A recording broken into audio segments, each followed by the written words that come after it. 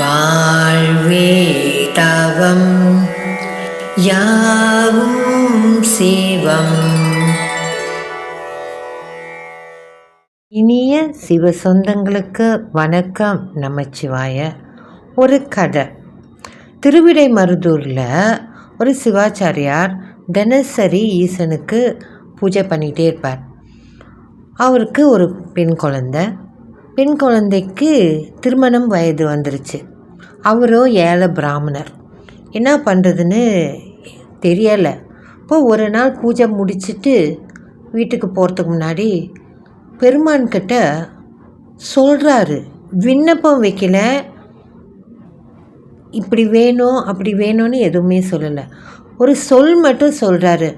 பொண்ணுக்கு கல்யாண வயசு வந்துருச்சு, கல்யாணம் பண்ணணும், என்ன பண்ணுறதுன்னு எனக்கு தெரியல சுவாமி, நீ தான் ஒரு தீர்வு கொடுக்கணும்னு சொல்லி சுவாமிகிட்ட சொல்லிவிட்டு அன்றைக்கி போய் படுத்துடுறார்.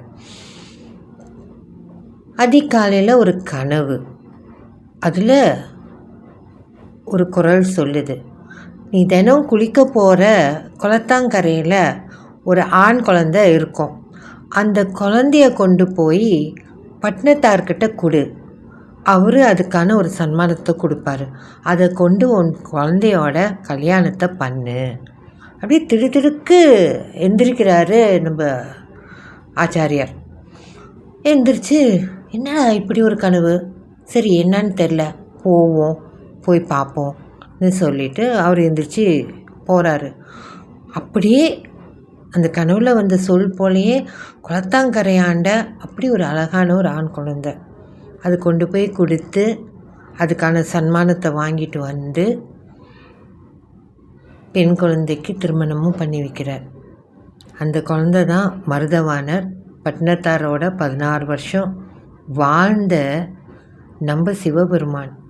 அப்போது இந்த பாடல் நிறைய பேர் கேட்டிருப்பீங்க. என்ன தருவான் தில்லை அம்பலத்தான் தன்னே தருவான்.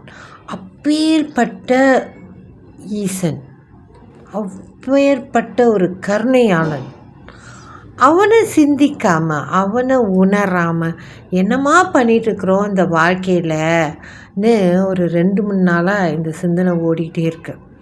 அதுவும் இந்த சொல்லோட என்ன தருவான் தன்னையே தருவான், அதோட இந்த மருதவாணர் கதையை பொருத்தினோன்னு என்ன ஒரு எப்படி சொல்கிறது, அந்த கருணையை சொல்கிறது, அந்த அன்பை சொல்கிறது, நமக்காக எந்த அளவுக்கு வேண்டுமானாலும் இறங்கி வர தயாராக இருக்கிறான் நம்ம பெருமான். நம்ம எந்த அளவுக்கு அவனோட சென்று சேர்வதற்கு, அவனோட வாழ்வதற்கு நம்ம முற்படுறோன்னு ஒவ்வொருத்தரும் ஆழ்ந்து சிந்தித்து பார்த்து இன்னும் ஆழமாக இந்த சிவ பயணத்தில் போகணும் என்ற எண்ணம். ஏன்னா நம்மோடு இருக்கும் ஈசன் நம்மளை தொடர்ந்து வழி நடத்தி கொண்டே இருக்கின்றான். நன்றி. நமச்சிவாய.